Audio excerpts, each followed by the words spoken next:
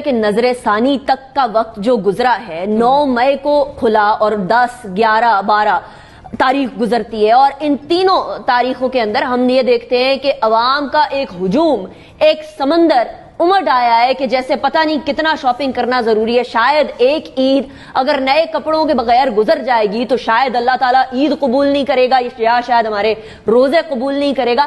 ایسی صورتحال نظر آ رہی ہے انفارچونیٹلی. میں نے تو کئی جگہ پر یہ بھی دیکھا آفس کی طرف, دفتر کی طرف آتے ہوئے کہ پولیس بارہا اعلانات کر رہی ہے کہ خدارہ فزیکل ڈسٹینس مینٹین رکھیں, لیکن عوام سننے کو تیار نہیں ہے. اور مزے کی بات یہ کہ اکثر ماؤں نے اپنے چہرے کے اوپر تو ماسک پہنا ہے, لیکن اپنے چھوٹے چھوٹے بچوں کو باہر لے کر آئی ہیں, ان کو ماسک نہیں پہنایا ہوا. اکثر بزرگوں نے ماسک نہیں پہنا ہوا, جو کہ ایک ہائی رسک سیگمنٹ ہے. تو یہاں ایک سٹیٹ کی ریٹ کے اوپر سوال آ جاتا ہے. سٹیٹ نے یہ بولا تھا, حکومت نے یہ بولا تھا کہ اگر تو لوگوں نے ایس او پیز فالو نہ کیے تو پھر اس کے بعد لاک ڈاؤن واپس آ سکتا ہے یا آ جائے گا.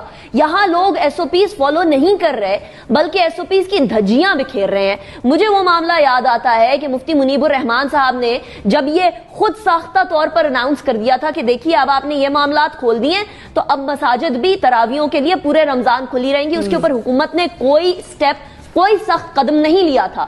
یہ اسٹیٹ کی ریٹ کو چیلنج کرنے والی بات ہے اور تمام ایس او پیز کی دھجیاں بکھیرنا بھی اسی طریقے سے دیکھی جانا چاہیے. اسی لیے فوری طور پر حکومت کو لاک ڈاؤن کے معاملے کے اوپر نظر ثانی کرنے کی ضرورت ہے, اور جہاں جہاں ان کو ایس او پیز کی دھجیاں بکھیرتے ہوئے لوگ یا خریدار یا پھر بیوپاری نظر آ رہے ہیں وہاں فوری طور پر ان کو لاک ڈاؤن بحال کر دینا چاہیے. دیکھیے یہ جو لاک ڈاؤن کا پیریڈ تھا یہ کوئی انجوائمنٹ کا پیریڈ نہیں تھا, یہ کوئی ایسا پیریڈ نہیں تھا کہ لوگوں کو بس گھر میں بند کر کے دھکیل کے رکھ دیا. یہ وہ پیریڈ تھا جہاں حکومتوں کو تیاری کا موقع ملتا ہے. یہ تیاری کے موقع کے اندر جہاں اویئرنیس کی بات آتی ہے, جہاں اپنے میڈیکل اینڈ ہیلتھ سسٹم کو تیار کرنے اینڈ اکوپ کرنے کی بات آتی ہے, اس کے ساتھ ساتھ یہ بات بھی آتی ہے کہ جب آپ لاک ڈاؤن کھولیں گے تو کیسے کھولیں گے, کس مرحلے میں کھولیں گے. اور یہاں سب سے بڑی کنفیوژن تو حکومت کی طرف سے خود تھی, جہاں لاک ڈاؤن اور کرفیو کی ڈیفینیشن کے اندر کنفیوژن پیدا ہو رہی تھی, جہاں یہ بات کی جا رہی تھی کہ دیکھیں لاک ڈاؤن صحیح نہیں ہے اور اگلے ہی دن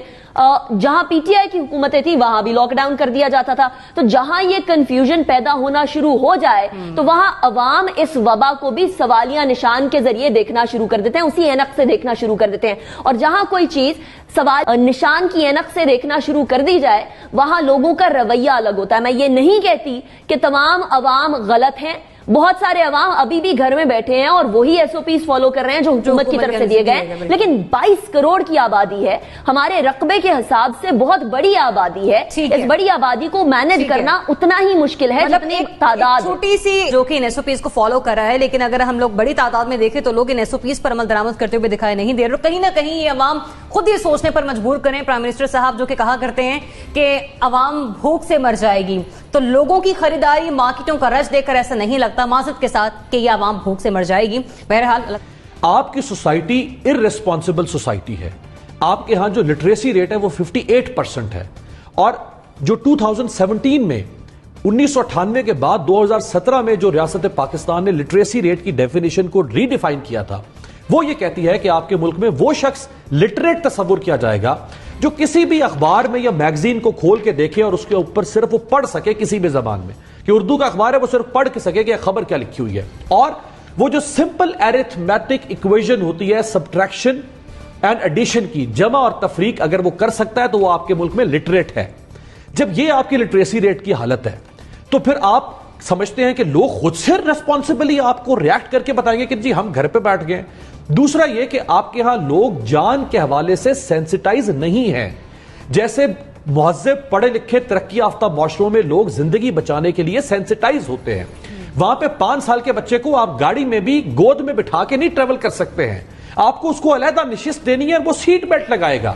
آپ کے ملک میں تو موٹر بائک کے اوپر 6 لوگوں کا کنبا جو ہے وہ پورا کنبا موٹر بائک پہ بیٹھ کے جا رہا ہوتا ہے.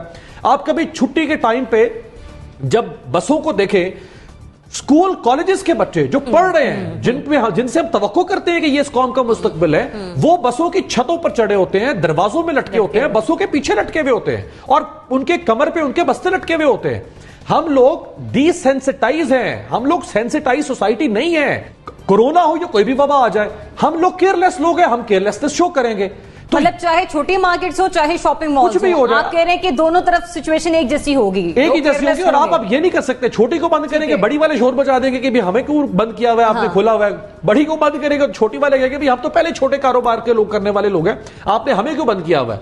तो अब ये खुल के अब ये बंद नहीं हो सकता। अनिका क्या करना चाहिए, छोटी मार्केट्स बंद करके शॉपिंग मॉल्स खोले जाएं? मेरे ख्याल में दोनों ही नहीं खुलने चाहिए। दोनों इसलिए नहीं खुलने चाहिए बिकॉज 33,000 तक हम पहुंचने वाले हैं कोरोना वायरस के केसेस के अंदर। 725 हमारे यहाँ अमवात वाक़ हो चुकी हैं और ये सिर्फ वो फिगर्स हैं जो कि टेस्ट किए जा चुके हैं। हमारी 22 करोड़ की आबादी के अंदर सिर्फ कुछ लाख टेस्ट होना नाकाफी है। पता नहीं और कितने लोग कोरोना वायरस का ऑलरेडी शिकार हो चुके होंगे। तो कोई भी दुकान खोलना जहां 4 या 5 से ज्यादा अफराद का जमा होना सामने नजर आ रहा हो, जहां लाजिम मलजूम हो कि यहां 4 या 5 से ज्यादा अफराद जमा होंगे